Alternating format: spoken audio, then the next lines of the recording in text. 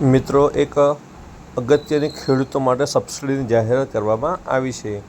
સૌપ્રથમ આપણે વાત કરીશું કે સબસિડી કયા પ્રકારની રહેશે, કયા કયા સાધનોમાં મળશે અને તેના ઓનલાઈન ફોર્મ ક્યારે શરૂ થશે. તો સૌપ્રથમ ચેનલમાં નવા હોય તો ચેનલને સબસ્ક્રાઈબ કરજો, લાઇક કરજો, શેર કરજો, જેથી આવા તમામ વિડીયો તમારા સુધી અને તમારા મિત્રો સુધી પહોંચતા રહે. ત્યારબાદ આપણે વાત કરીશું કે કૃષિ સબસિડી વર્ષ 2026 માટે શરૂ કરવામાં આવેલ છે. સૌપ્રથમ આપણે વાત કરીશું કે ટ્રેક્ટર અને ખેતીના સાધનો પર આ સબસિડી મળવાપાત્ર રહે છે.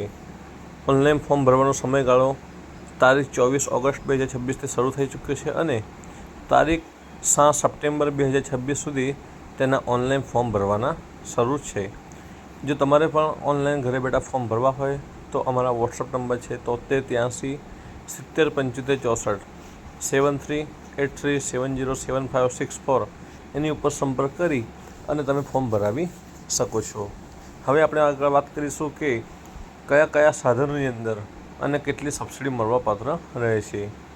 તો સૌપ્રથમ આપણે વાત કરીશું કે આ સબસિડીના જે ફોર્મ ભરવાના હોય તેમાં એક અગત્યની માહિતી એ પણ છે કે તમારે પહેલાં સાધનની ખરીદી કરવાની રહેશે, ત્યારબાદ સરકાર તરફથી સબસિડી મળવાપાત્ર રહેશે.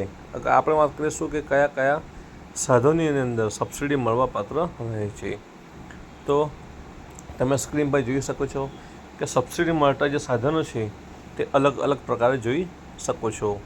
સૌપ્રથમ આપણે વાત કરીએ તો રોટાવેટર, ત્યારબાદ કલ્ટિવેટર, ત્યારબાદ સીડ ડ્રીલ, ત્યારબાદ પલાવ અને ત્યારબાદ રીપર, ત્યારબાદ ટ્રેક્ટરની ટ્રોલી, લેન્ડ લેવલર અને અન્ય ખેતીના સાધનો છે, જેમ કે ફળોના પાકો છે.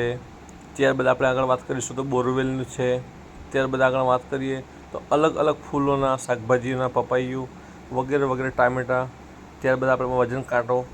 તો તેમજ અલગ અલગ પ્રકારના સાધનોમાં તે ઓનલાઈન ફોર્મ ભરવાના શરૂ થઈ ચૂક્યા છે. જો તમારે ઓનલાઈન ફોર્મ ભરવા હોય તો આઈ ખેડૂત પોર્ટલ ઉપર તેની અરજીઓ ખુલ્લી મૂકવામાં આવી છે. સાધન સહાયના પ્રકાર, યુનિટ કમ્પેન, ખેડૂતની કેટેગરી અને સરકારના નિયમો જે છે તે મુજબ રહેશે. અરજી કરતાં પહેલાં ચાલુ વખતની યોજના અને પાત્રતા ચકાસી અને ત્યારબાદ ફોર્મ ભરવાનું રહેશે.